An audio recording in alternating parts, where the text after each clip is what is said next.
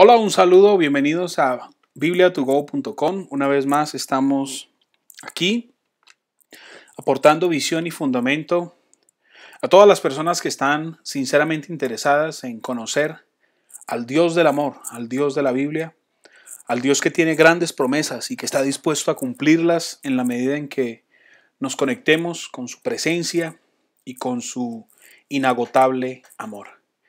En el día de hoy quisiera que habláramos un poco acerca de un personaje maravilloso, la persona del Espíritu Santo y el ministerio del Espíritu Santo, la obra que vino el Espíritu Santo a cumplir, puesto por Dios, a continuar una obra que Jesucristo inició, un ministerio de 3 años, y que luego, fruto de la promesa de Dios de que habría de venir el Consolador, esa persona maravillosa del Espíritu Santo que ha estado presente desde la eternidad, desde el tiempo de la creación hasta hoy, y que hoy más que nunca quiere venir a morar en los corazones y en las vidas de los hijos de Dios, de aquellos que hemos decidido creer en el Dios que todo lo puede, en el Dios que todo lo quiere para nosotros.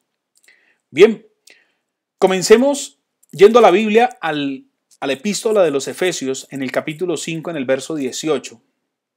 Expresa la Biblia: no os embriaguéis con vino, en lo cual hay disolución, antes bien, sed llenos del Espíritu.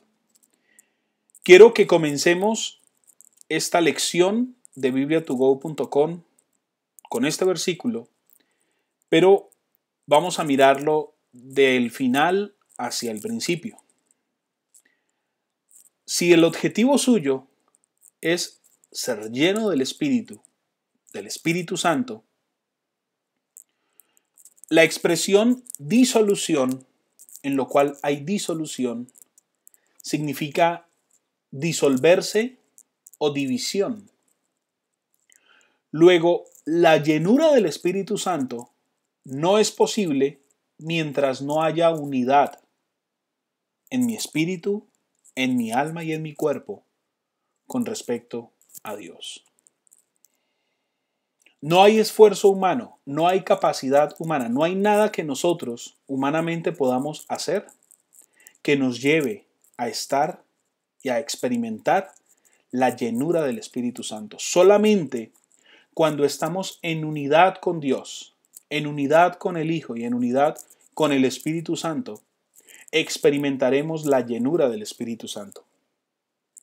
Ojo a esto, porque la llenura del Espíritu Santo no viene resultado de una reunión de avivamiento donde todos levantamos las manos y el predicador, la persona que está al frente, sopla y entonces todos sentimos el viento fresco del Espíritu, decimos nosotros, y entonces ahora estamos llenos. La llenura y el control del Espíritu Santo en mi vida, que finalmente esa es la obra que el Espíritu Santo vino a hacer a mi vida, es el resultado de la no disolución. Es decir, no hay división en mi vida, sino que hay unión. Estoy en unidad, ¿sí? Lo contrario a estar dividido es estar unido. Cuando yo experimento la unidad con Dios, es posible que venga la llenura y que venga el control del Espíritu Santo a mi vida. Es importante entonces que comprendamos que la vida cristiana es una vida de poder y de abundancia. Si usted es una persona cristiana y hasta el día de hoy no está experimentando el poder y la abundancia de la cual nos habla la Biblia ampliamente, es importante que usted empiece a preguntarse si realmente entonces usted es el tipo de cristiano que Dios quiere que usted sea. El privilegio que yo tengo al momento de vivir mi vida cristiana es poderla vivir. Yo he sido habilitado desde el momento en que recibo a Cristo. Yo he sido habilitado para poder vivir como el Señor Jesús nos enseñó a vivir. La vida de Cristo fue una vida caracterizada por la llenura, la manifestación y el poder permanente del Espíritu Santo. Cristo nada hizo, Jesús nada hizo en sus propias fuerzas. Era el Espíritu Santo quien actuaba. Luego, la acción de Dios, la manifestación de Dios, se da en la persona del Espíritu Santo. Por eso, cada vez que hablamos del tema del Espíritu Santo, tenemos que mirar atrás quiénes eran los hombres que acompañaron a Jesús. Eran hombres del común, eran hombres sin letras, eran hombres ocupados en los asuntos de la vida y del mundo. Pero cuando vino Cristo a sus vidas, empezó el trato. Pero cuando vino el Espíritu Santo y vino la llenura y vino el control del Espíritu Santo, ahí fue donde todo cambió. Podríamos decir que Jesucristo sirvió como modelo, molde y ejemplo de lo que significaba una vida cristiana o una vida en el Espíritu, una vida de poder y de abundancia. Y lo que los discípulos veían era ese estilo de vida. Jesucristo no los invitó a ellos a vivir de la manera como vivían, solo que ahora siendo seguidores de Él. Jesucristo los llamó a dejar atrás lo que hacían, a dejar atrás la barca, a dejar atrás seguramente el pasado, aún a dejar atrás su propia familia y a seguirlo a Él y a tomar de Él el ejemplo de lo que es una vida sobrenatural. Pero el responsable de ejecutar esta vida sobrenatural fue el Espíritu Santo. El responsable de volver a acción todo lo que en otro momento fueron palabras, predicaciones y enseñanzas fue el Espíritu Santo. Cuando usted ora, usted debe orar al Espíritu Santo. En el común religioso nosotros hemos aprendido que el Espíritu Santo es la tercera persona de la Trinidad. Ok, yo no lo discuto. Yo no soy absolutamente nadie para decir si eso es o no es así. Al menos en la Biblia no está. Pero de lo que sí estoy completamente seguro es que el Espíritu Santo estaba con Dios en la creación. El Espíritu Santo habitó en el corazón de profetas, reyes y sacerdotes. El Espíritu Santo fue el que dominó la naturaleza para concebir en el vientre de una virgen un bebé. Y fue el Espíritu Santo el que levantó en 3 años el más grande movimiento de transformación de vidas y de corazones. Y fue el mismo Espíritu Santo el que se encargó de tomar un cuerpo muerto en una tumba y resucitarlo para estar en la eternidad a la diestra de Dios. Y ese mismo Espíritu Santo es el que ha venido entonces a ser nuestro consolador, a ser nuestro ayudador. Y tal como esos discípulos experimentaron una transformación radical al venir el Espíritu Santo a ellos y llenarlos y controlarlos y darles poder, tanto que pasaron de ser hombres temerosos, hombres llenos de problemas, de conflictos en su personalidad, pasaron a ser testigos incansables, valientes, valerosos de un Cristo resucitado. Fueron usados por Dios, fueron instrumentos en las manos de Dios para transformar y cambiar el curso de la historia, para que el mundo nunca más volviera a ser igual, porque ya una vez Dios había tocado la tierra, una vez más, en el cuerpo de Jesús, en ese Hijo de Dios, en ese unigénito del Padre, pero también lo había hecho ahora, haciendo permanente la presencia del Espíritu Santo aquí con nosotros, en nuestra existencia presente. Por eso, a la luz de la palabra de Dios, nosotros no podemos concebir una vida cristiana que no tenga manifestaciones de poder y de abundancia. El cristiano no fue diseñado por Dios para ser pobre. El cristiano no fue diseñado por Dios para vivir de limosnas. El cristiano no fue diseñado por Dios para vivir en tristeza, en amargura y en soledad. Yo no sé en qué momento nosotros dejamos que en nuestra mente y en nuestro corazón se aterrizara la idea y se reafirmara y se fundamentara la idea de que el cristianismo era una religión de pobres, cuando en realidad al Jesucristo que yo leo en la Biblia es un Jesucristo que a partir de una vida transformada supo entender el valor de un alma y de lo que esa alma podía llegar a conquistar en todos los términos de la existencia. Por eso, cuando nosotros hablamos de Cristo, tenemos que hablar del Espíritu Santo. Cuando usted estudia la vida de Simón, que luego pasaría a llamarse Pedro, a quien Jesús llama la roca, y sobre esta roca fundaré mi iglesia, usted va a darse cuenta que Pedro tuvo una característica: nunca ocultó su necesidad. Era un hombre necio, era un hombre torpe, era un hombre emocional, pero nunca se preocupó por ocultar la realidad de su vida. Y cuando usted y yo descubrimos delante de Dios nuestra necesidad para que Él venga y esa debilidad la vuelva una fortaleza, ahí es donde entonces usted comienza a experimentar el milagro poderoso de Dios. Ahí es donde usted y yo nos damos cuenta que el Espíritu Santo está de parte nuestra. Ahí es donde usted y yo nos damos cuenta que nuestros talentos en las manos de Dios nos pueden llevar a tener una vida en abundancia. Por eso, ese Pedro que negó a Cristo, estando Cristo amarrado y acusado injustamente por unos hombres mentirosos, y Pedro llega y lo niega 3 veces, ese Pedro tuvo el corazón para negar, pero tuvo también el corazón y la valentía para aceptar delante de Dios que su más grande necesidad era el amor de Dios, el amor de ese maestro, ese hombre, ese maestro, a quien había conocido por 3 años. Podríamos decir ese amigo, pero fue tanto el trato de Jesús en la vida de Pedro, que a Pedro no le quedó otra, sino entonces obedecer a la voz de su maestro. Y su maestro le dijo: no se vayan de Jerusalén, porque vendrá sobre ustedes el Consolador, porque el Espíritu Santo vendrá sobre ustedes. Y entonces ahí ustedes entenderán el estilo y tipo de vida que yo quiero que ustedes tengan.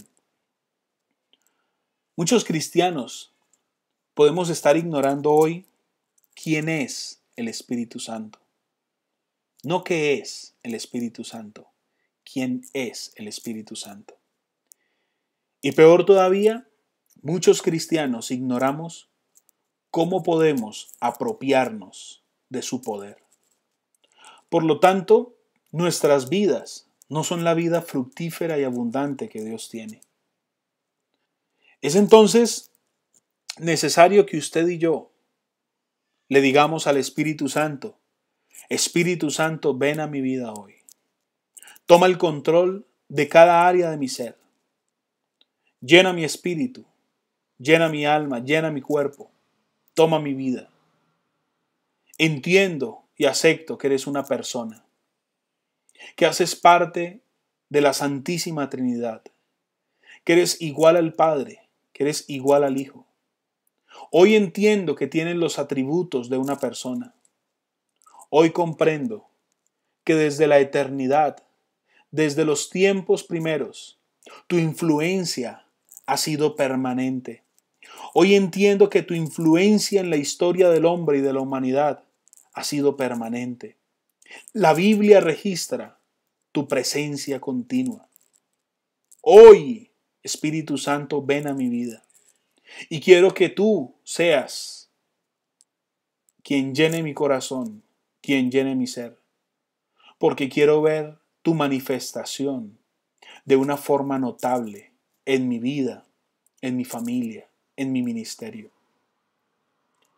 Jesucristo habló de ti como el Consolador.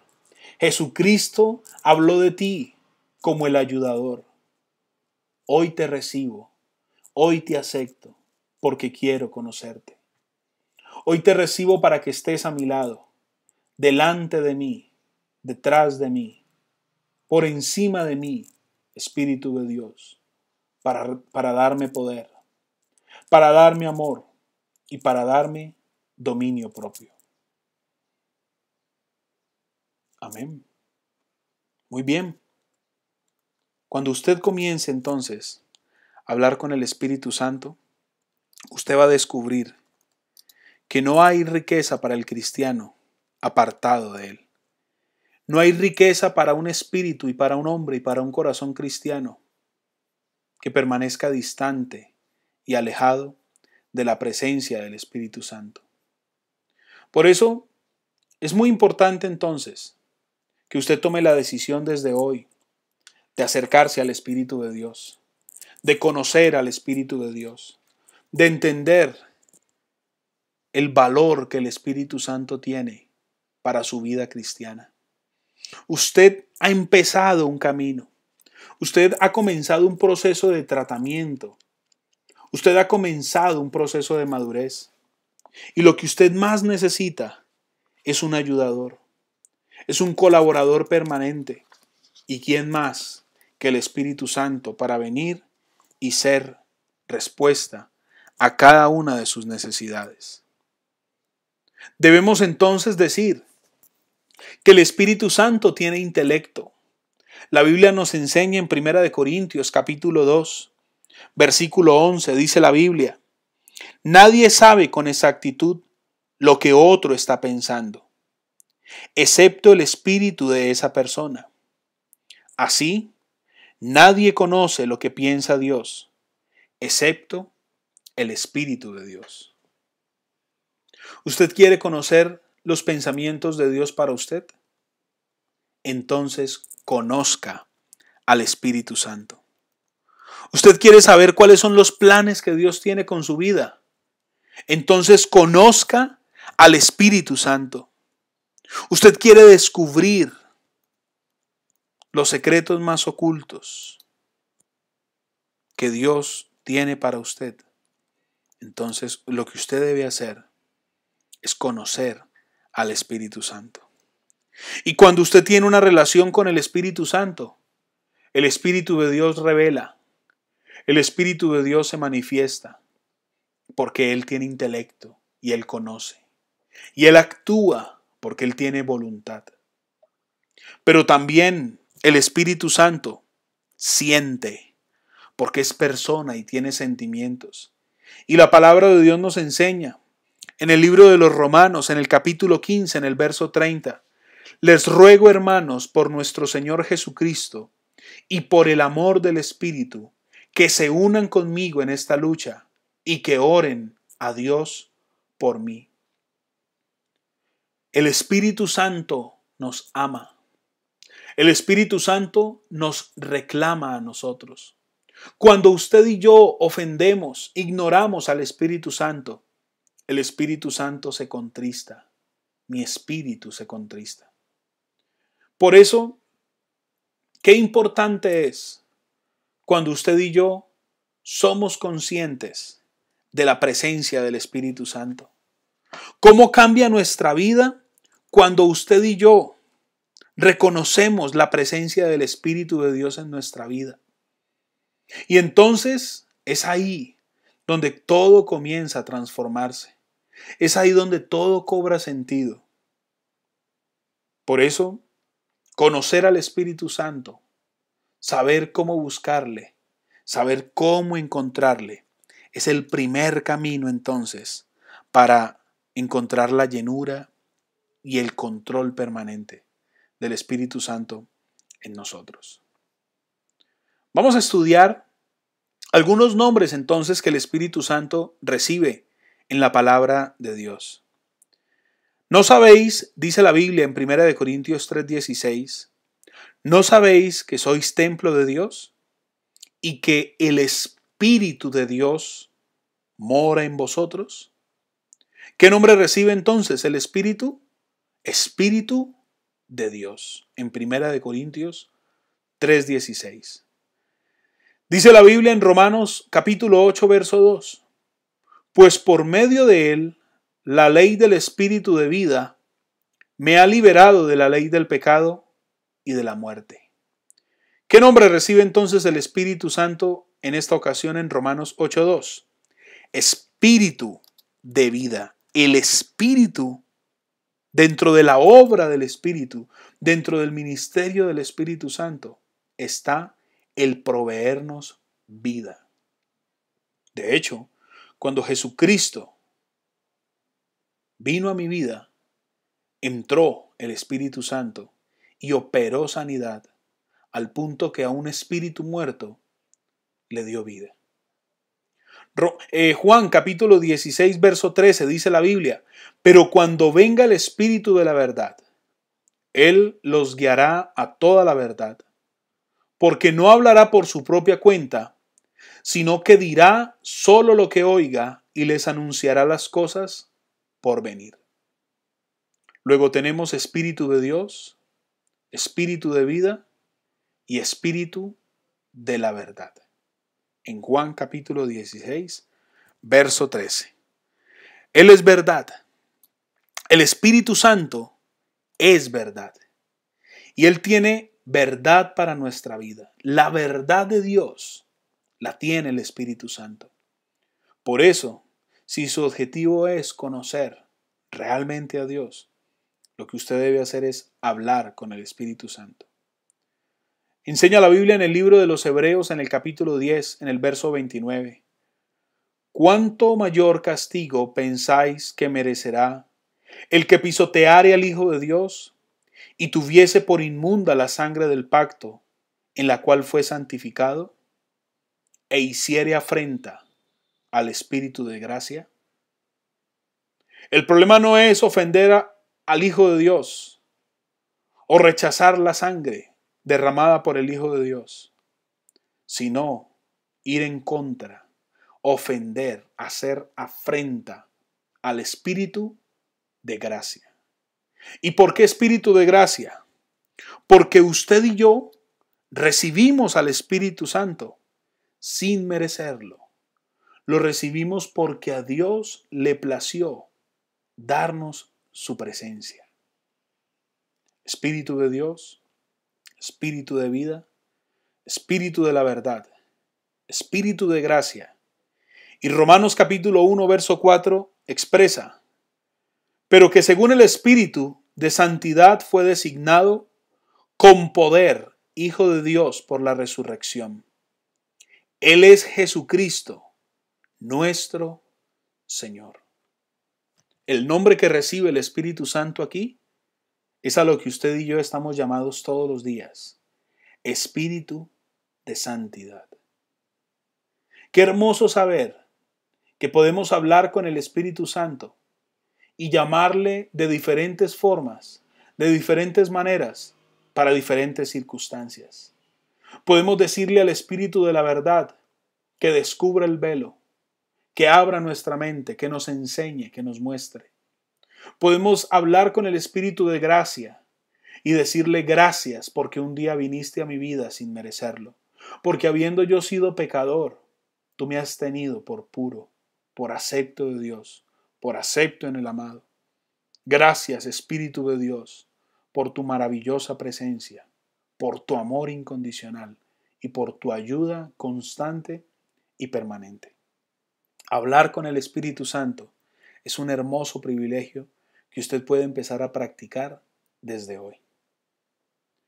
¿Qué ha venido entonces el Espíritu Santo a hacer en nuestra vida? ¿Cuál es la obra del Espíritu Santo? ¿Cuál es la tarea que el Espíritu de Dios, la cual le ha sido encargada a Él, para que venga y actúe en nuestra vida? Entonces, la primera obra o la primera tarea que el Espíritu Santo tiene respecto de mi vida, la encontramos en Juan capítulo 3, verso 5. Respondió Jesús: de cierto te digo, que el que no naciere de agua y del Espíritu, no puede entrar en el reino de Dios. ¿Qué ha venido el Espíritu Santo entonces a hacer en nosotros?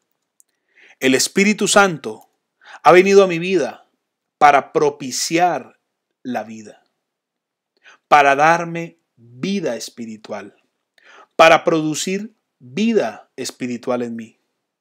¿Cómo estaba mi espíritu antes de recibir a Cristo? estaba vacío y muerto. ¿Cómo estaba mi alma? Estaba vacía y en desequilibrio.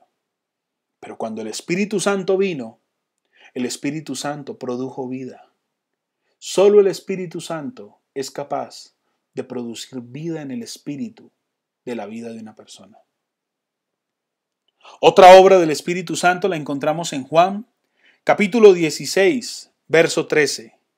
Pero cuando venga el Espíritu de la verdad, Él los guiará a toda la verdad, porque no hablará por su propia cuenta, sino que dirá solo lo que oiga y les anunciará las cosas por venir.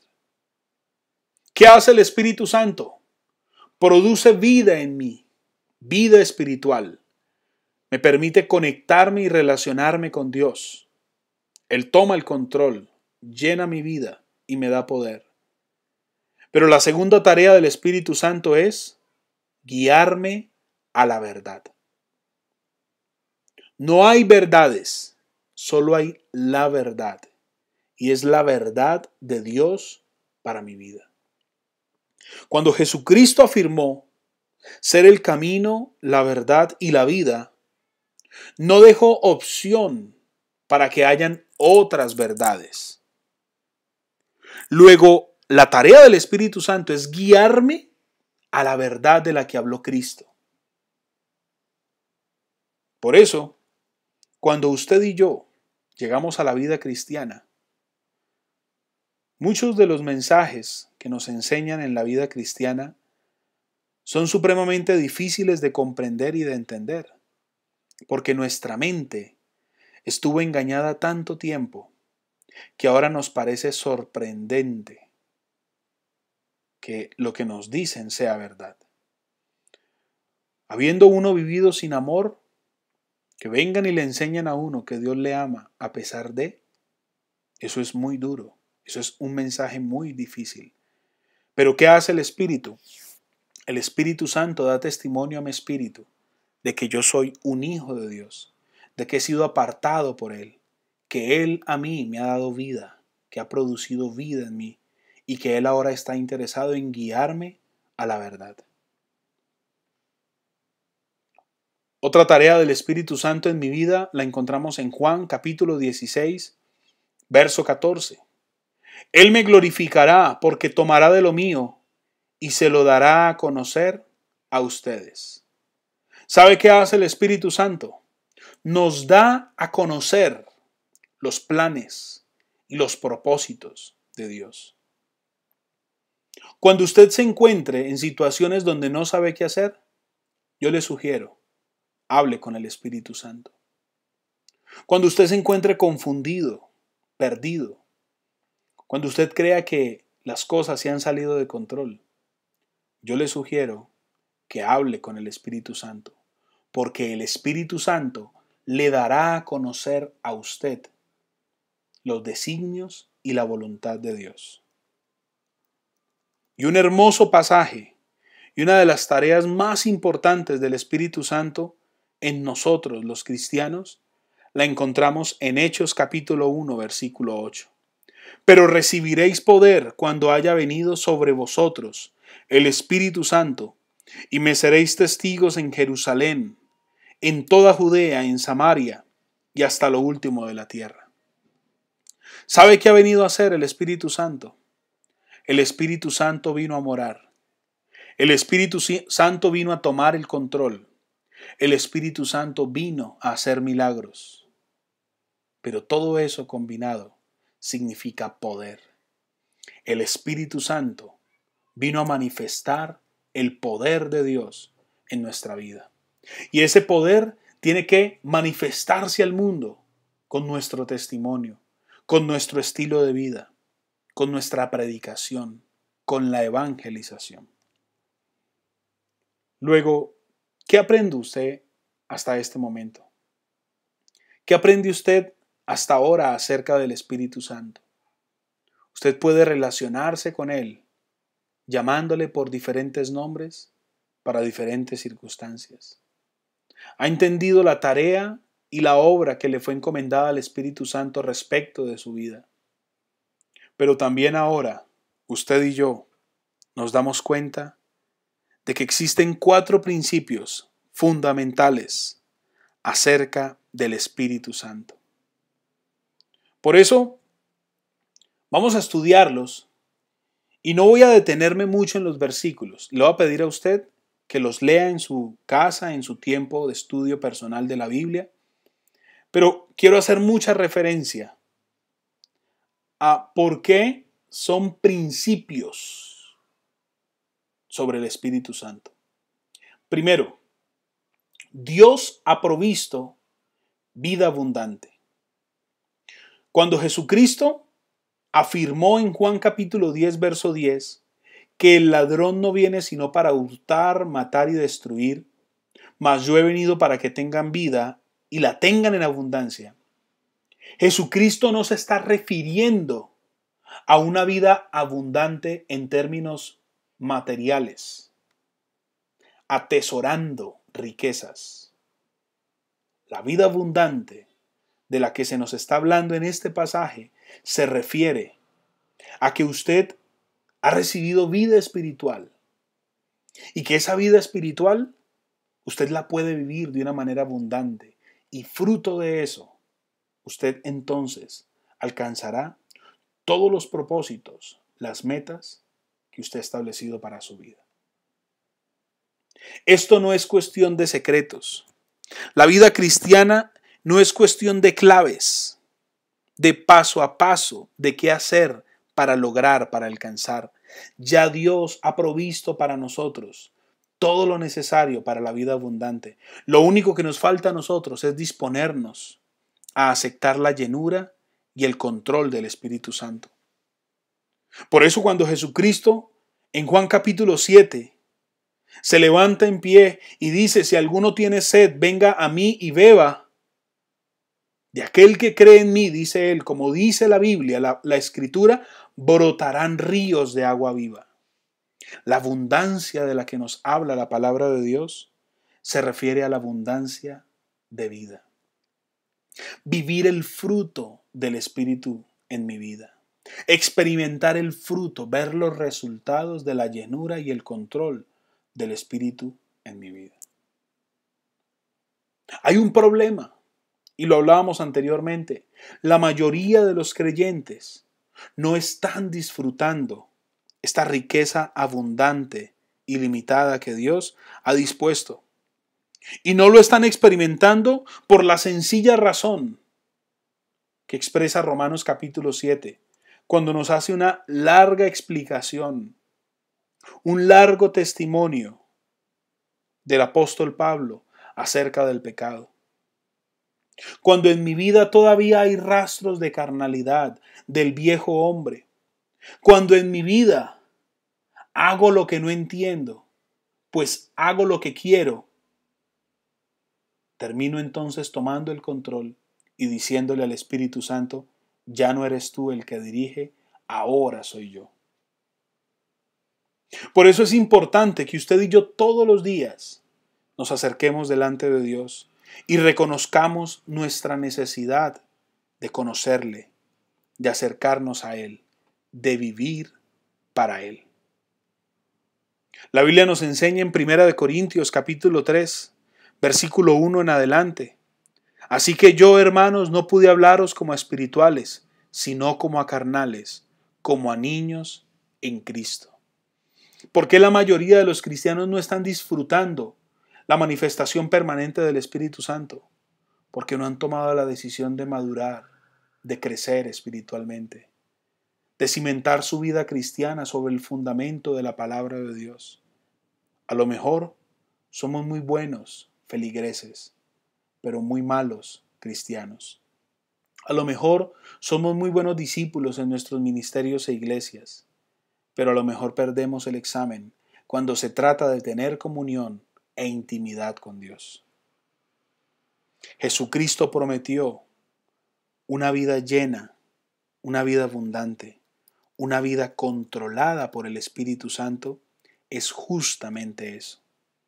Cuando usted y yo tomamos la decisión de dejarnos tratar por el Espíritu Santo, de dejar que el Espíritu Santo venga y se manifieste, entonces es donde vienen los resultados. La Biblia enseña en 1 Corintios 6:11, y eso eran algunos de ustedes, pero ya han sido lavados, ya han sido santificados, ya han sido justificados en el nombre del Señor Jesucristo y por el Espíritu de nuestro Dios. ¿Sabe qué hizo el Espíritu Santo? A usted lo lavó, lo limpió, lo purificó, lo santificó, lo justificó. Cuando usted y yo llegamos a la vida cristiana, nuestras vestiduras estaban sucias. Estábamos haraposos, embarrados. Es como si hubiéramos vivido 2 meses en la calle sin bañarnos y sin recibir alimento. Y el Espíritu Santo nos recibió, nos acogió, nos tomó para Él, nos cuidó. Esa llenura entonces y esa abundancia entonces sucede cuando yo entiendo que eso era yo, pero que ahora el Espíritu Santo ha venido a actuar en mi vida. Usted y yo somos llenos del Espíritu Santo solamente por fe.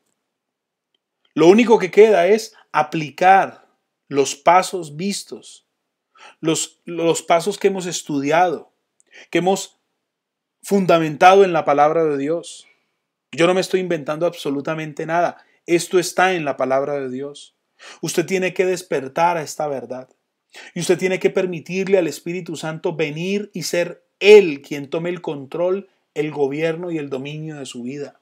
Ya no más las emociones, ya no más los sentimientos, ya no más su voluntad, solamente Espíritu Santo. Por eso, la base de la confianza del cristiano siempre es la fe. Hebreos 11:1 expresa: es pues la fe la certeza de lo que se espera, la convicción de lo que no se ve.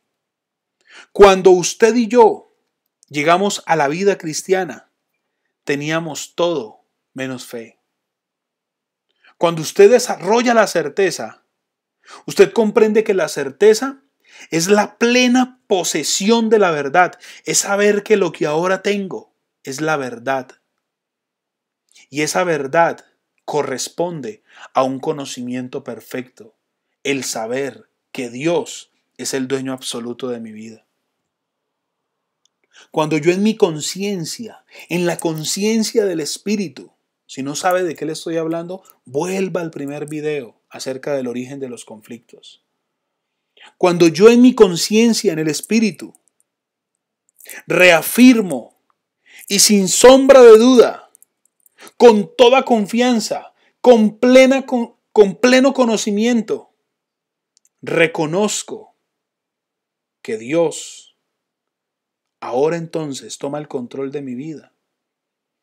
Toda nuestra vida se basará en la fe que tenemos, no en que las cosas sucedan, sino en que suceden porque Dios así lo quiere. Fe no es esperar que algo pase.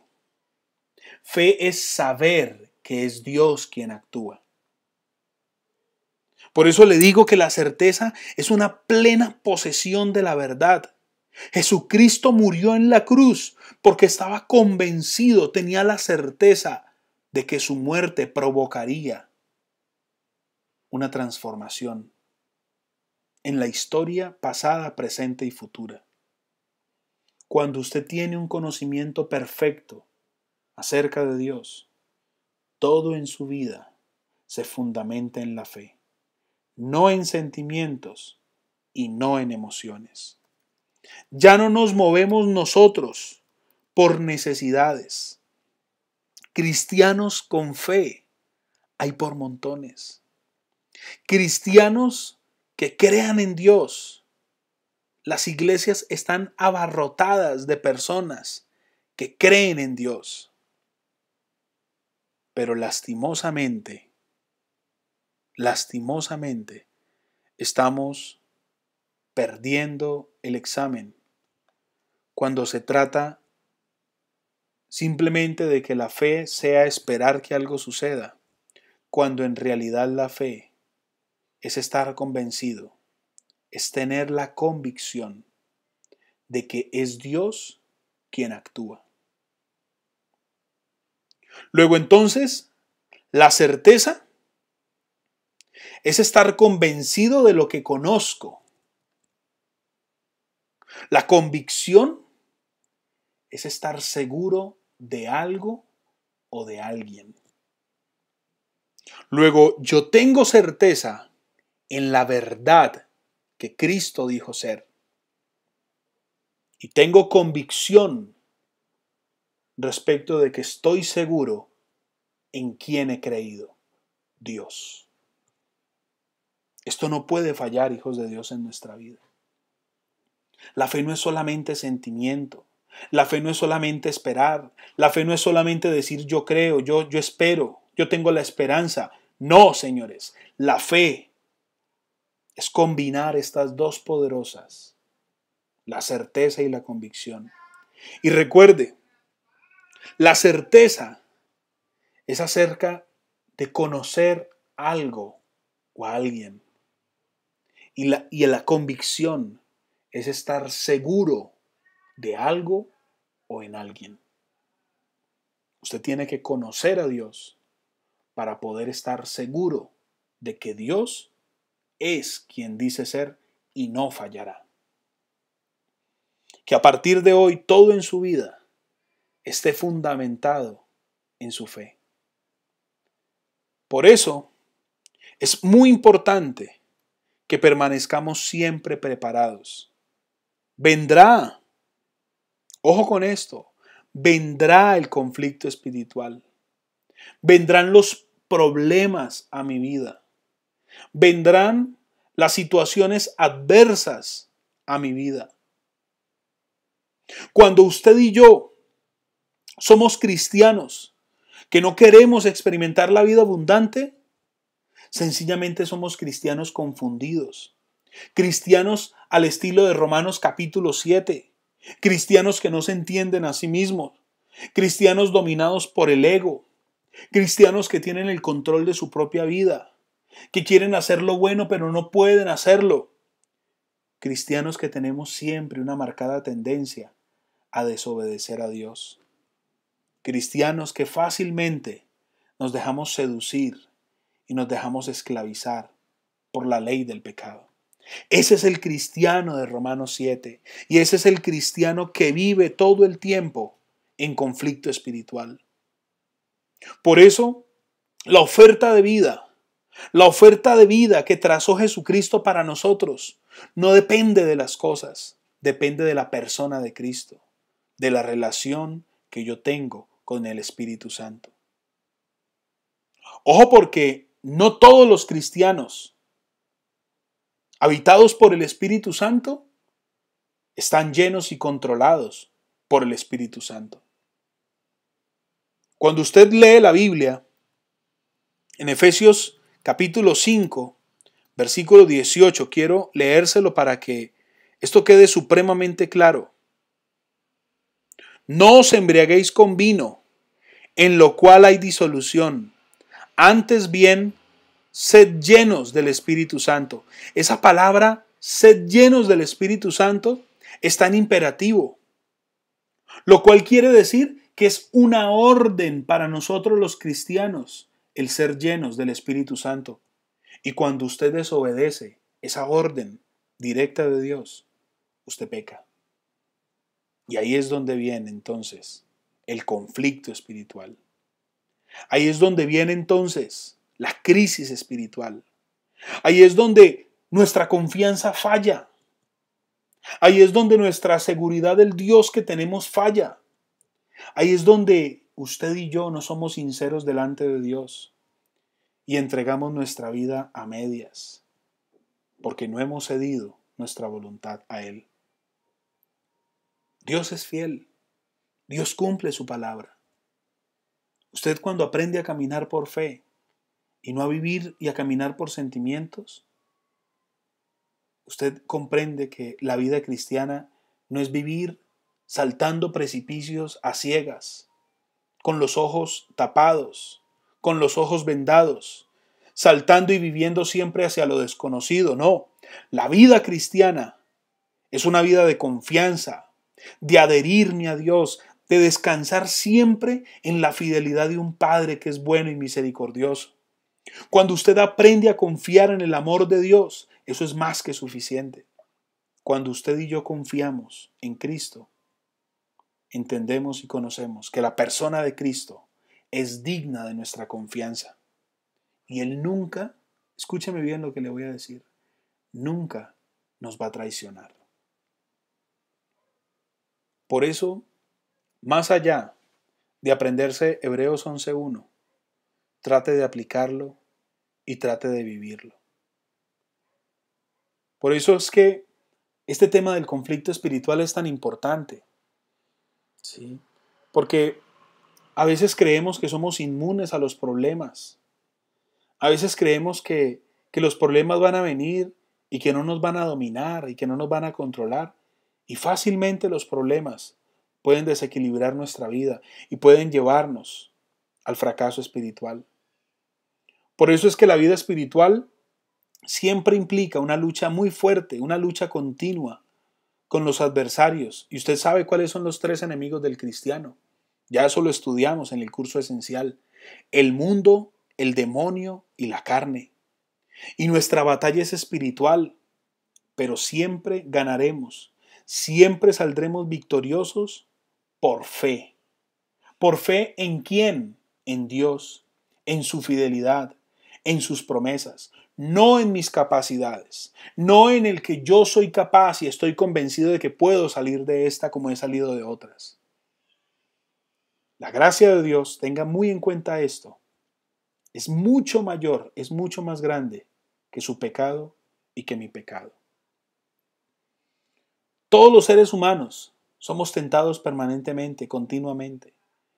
Eso no nos tiene por qué asustar a los cristianos, pero tampoco podemos admitir la tentación en nuestra vida, porque cuando usted admite la tentación en su vida, esta se siembra en la mente y es muy fácil que genere luego la acción, el hábito, al punto que le lleve a usted a caer en el pecado. Por eso es que hay una expresión en la Biblia que dice un versículo, yo no puedo impedir que los pájaros vuelen sobre mi cabeza, pero yo sí puedo impedir que hagan nido en ella. Por eso es bien importante entonces que las decisiones que usted tome acerca de su vida siempre estén fundamentadas en la palabra de Dios. Porque la palabra de Dios a usted, a mí, nos da seguridad.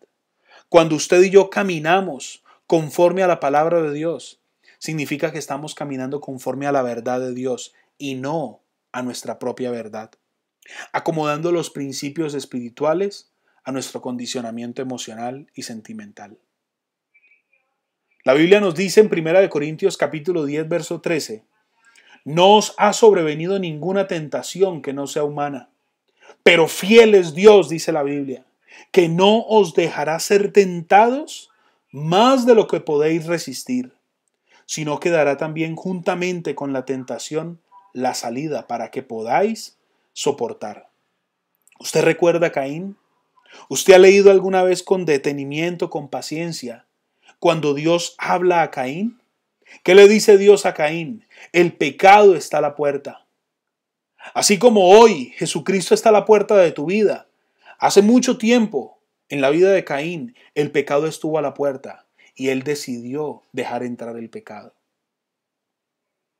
Cuando viene la tentación, Dios también da la salida para que usted y yo aprendamos a soportar, para que usted y yo aprendamos a superar. La Biblia no nos ha dicho a nosotros que peleemos la batalla contra el diablo. La Biblia nos ha dicho a nosotros, resistid al diablo. Filipenses 4:13 expresa, todo lo puedo en Cristo que me fortalece. Esa es la más grande verdad a la que un cristiano puede aspirar. Todo lo puedo en Cristo que me fortalece. Por eso, es bien importante que usted detecte a tiempo si lo que está experimentando es una vida carnal. ¿Cómo descubrir que lo que yo estoy viviendo en este momento de mi vida son los síntomas? Es el efecto de una vida carnal. Recuerde que la persona carnal es aquella que, habiendo recibido a Cristo y habiendo recibido vida espiritual, ha decidido todavía tener el control de su propia vida. La Biblia expresa en 1 de Pedro capítulo 5, versículo 6 y 7. Humíllense pues bajo la poderosa mano de Dios, para que Él los exalte a su debido tiempo. Depositen en Él toda ansiedad, porque Él cuida de ustedes. ¿Sabe cómo nos damos cuenta si estamos viviendo una vida carnal? Cuando queremos nosotros ser quien resuelva, ser quien solucione y ser quien enfrente los desafíos de la vida. Cuando usted aprende a conocer los síntomas de la vida carnal y cuando usted descubre que se están manifestando en su vida, usted debe empezar a confesar delante de Dios y debe descansar en Él. Usted y yo hemos muerto al pecado y hemos resucitado para Cristo. Por eso es muy importante el tema de la respiración espiritual. Inhalar perdón, exhalar pecado. ¿Cómo inhalamos perdón? Cuando confesamos. Por eso entonces, Primera de Pedro, capítulo 5, versos 6 y 7 dice, depositen en Él toda ansiedad, porque Él cuida de ustedes. ¿Usted quiere ser cuidado por Dios? Entréguele a Él. Hable con el Espíritu Santo ahora mismo y dígale, Espíritu Santo, hay tantas cosas en mi vida que tengo que entregarte. Hay tantas cosas en mi vida que tengo que entregarte para que tomes el control, para que seas tú quien dirija mis pasos, para que seas tú quien dirija mi vida. Cuando usted conoce al Espíritu Santo de una manera personal y aprende a mantener una comunión permanente con Él, es donde usted empieza a ver la vida sobrenatural. Conocer al Espíritu Santo es poder disfrutar del amor de Dios Papá. Es poder disfrutar de la vida abundante. Esa vida abundante es gratuita. Usted no tiene que hacer absolutamente nada para ganarla. Cuando usted recibe al Espíritu Santo y lo deja tomar el control y que Él lo llene y que Él lo dirija, Él le enseña a usted a resistir la tentación y a superar el pecado. La más grande herencia de Dios para mi vida se llama el Espíritu Santo. Conózcalo, invítelo a su vida, acéptelo y pídale perdón. Que su relación con el Espíritu Santo hoy comience, como decimos en mi país, con el pie derecho, confiando que empezamos desde cero y que desde hoy tendremos una comunión íntima permanente para absolutamente todo. Oiga bien, para absolutamente todo. ¿En qué aspectos de su vida usted necesita la acción y la ayuda del Espíritu Santo? Exprese con sus palabras cuál ha sido su experiencia personal y quién es el Espíritu Santo para usted. Escriba cuál es la importancia de la presencia del Espíritu Santo en la vida de nosotros los cristianos. Mis queridos hermanos de bibliatogo.com, no se imaginan la alegría tan inmensa que tengo de poder compartir con ustedes este corto mensaje y muy sencillo mensaje, que espero deje muchas enseñanzas como lo ha hecho en mi vida. El enseñarles esto me ha llevado a reconocer en muchos aspectos de mi vida lo equivocado que podemos estar, lo mucho que nos falta depender y practicar la llenura y el control del Espíritu Santo. Que Dios me los bendiga grandemente.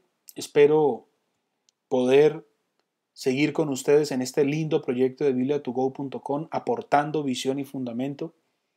Invite a sus familiares, a sus amigos, para que ellos también hagan parte de esta linda comunidad que hemos construido en todos los países de habla hispana. Cada día se suman más y más personas a este lindo proyecto de formación. Por eso les invito entonces para que continúen con su curso de Fundamentos para el Cristiano y que hagan parte de este hermoso proceso que Dios ha comenzado en Latinoamérica y en todos los países donde se hable español. Por el momento estamos solamente en español. Muy bien, que Dios les bendiga rica, abundantemente. Nos vemos en una próxima oportunidad y hasta pronto.